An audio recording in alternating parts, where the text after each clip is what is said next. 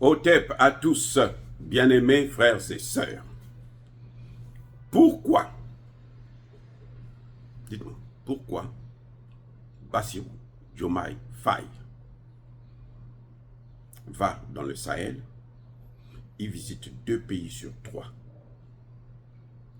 Il y a un pays qu'il évite radicalement. Question et c'est pas, pardonnez-moi de vous poser la question, les amis. On est en famille, non? On est en famille, on règle les affaires en famille. Pourquoi Bassirou? Il va au Mali et au Burkina Faso. Il ne part pas au Niger. Vous savez pourquoi? Je vais vous dire. 1. Le Niger avait déjà dit non par la voix de son ministre, son premier ministre, Lamine Zeine. Il a dit que, au contraire, lui, il appelle la CEDEAO à venir intégrer l'AES. Il n'y a pas de voie de non-retour. Ça, c'est fondamental. Le message est bien compris. Bassirou a compris le message. Et il parle là, à un sommet de la BAD, la Banque des États, Banque d'Afrique de Développement. Vous voyez? Donc, pour ça seulement, Bassirou dit, moi je pars pas puisque j'ai déjà échoué là-bas. Donc, je vais là où les autres n'ont pas encore parlé. Les autres sont un peu plus ouverts. Les autres peuvent m'entendre, me recevoir sur le plan diplomatique. Les autres peuvent m'écouter, débiter les imbécilités de Macron. Ça, c'est la première raison. Mais il y en a une autre. Il y en a une autre. L'autre raison, c'est que Macron a dû mettre une fin de non-recevoir à la demande du voyage de Bassirou pour aller dans ce pays. Pourquoi je dis ça? Parce que, mais Emmanuel Macron nous écoute, non? Il sait, nous on a critiqué qu'il ne peut pas envoyer son premier ministre, et surtout, même pas son premier ministre, il ne peut pas envoyer un chef de parti pour aller négocier avec un État sur des questions aussi importantes. C'est pour ça qu'il a écarté Sonko. Il a décidé de partir lui-même. Je vais envoyer Sonko, même pas comme Premier ministre, mais comme chef de parti. Mais c'est ridicule, ça c'est rabaisser les gens. Emmanuel Macron a compris notre message. Il n'est pas bête, aussi bête que ça. C'est vrai qu'il est bête, hein? C'est clair, mais il n'est pas aussi bête que ça. Et il nous suit à la lettre, il nous écoute nous autres là.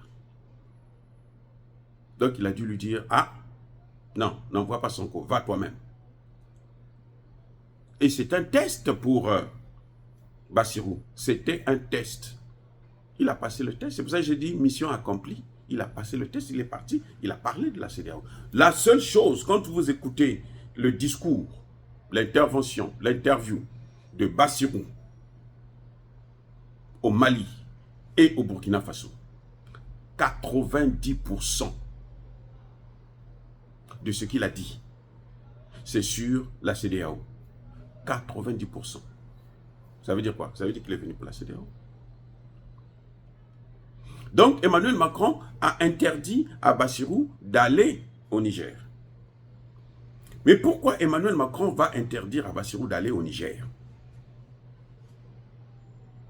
Pourquoi?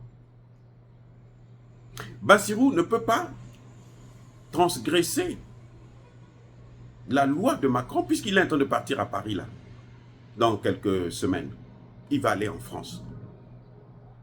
Il va être reçu par Macron. Oui, mais s'il ne fait pas ça, mais Macron risque de retirer son invitation. Or, lui, il a besoin de ça. Lui, pour exister là, il faut qu'il ait Macron.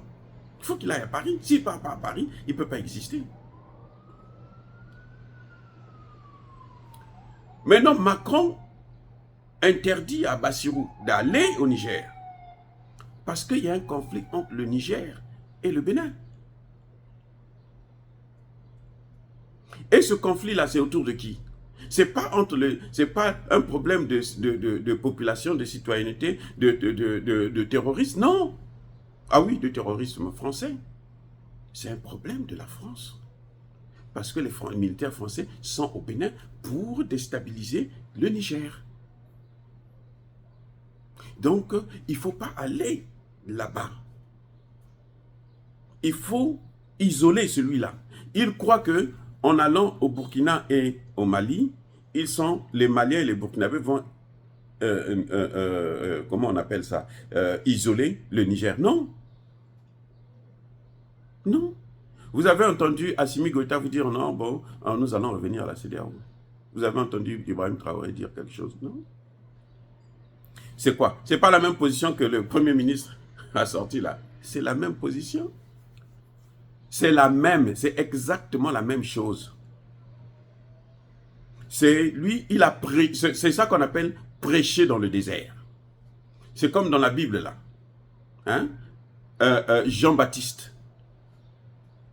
Il a prêché dans le désert. Il parle, il n'y a personne qui l'écoute.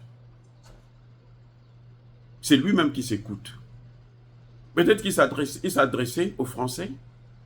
Les Français étaient tous devant leur écran. D'ailleurs, dans la délégation, il y a eu des Français. Eux, ils ne manquent pas là. Parce qu'il faut savoir ce qu'il se dit quand il est dans l'avion, quand il sort, ainsi de suite. Ils ont des gens, même si ce sont des Noirs, mais qui travaillent pour eux, dans le gouvernement de Bassirou. C'est un secret pour personne. Donc, la France, voyant que, le Niger a déjà pris position, se dit, il faut aller vers ceux qui n'ont pas encore pris position. Mais ce que Bassirou a oublié, ce que les conseillers de Bassirou n'ont pas compris, c'est que quand le Niger parle comme ça, là, le Premier ministre Lamine Zen parle comme ça, c'est qu'il a parlé avec son Premier ministre, son collègue Premier ministre du Mali, Choguel. Il a parlé avec Apollinaire. Et Apollinaire a parlé avec Ibrahim Traoré.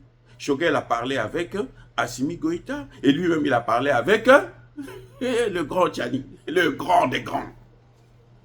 Donc, quand il fait ce que dit le Niger, c'est la position de l'AES. Vous n'avez pas vu que personne ne lui a répondu sur la CEDEAO. Il dit, j'ai vu des ouvertures. J'ai vu. Il n'y a aucune ouverture. Il n'y a aucune ouverture. Vous les avez. Mais Ibrahim Traoré avait déjà dit, il n'y a pas de retour. Ce n'est pas possible. C'est ce qu'a répété Lamine Zen. Après combien de mois? Après plusieurs mois. Oui.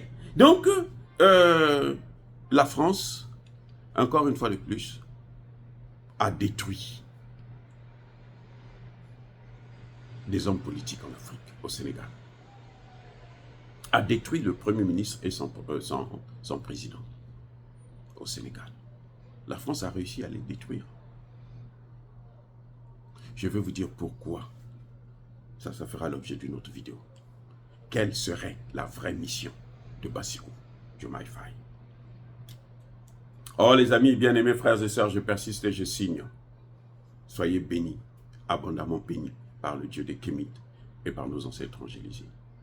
Mais que tous ceux qui persécutent le continent africain, qu'ils soient noirs, blancs, chinois, juifs, indiens ou qui qu'ils soient punis, maudits, foudroyés, neutralisés, écrasés, effacés par le Dieu des Kémites et par nos ancêtres angélisés. Vive l'Afrique éternelle, je dis et j'assume.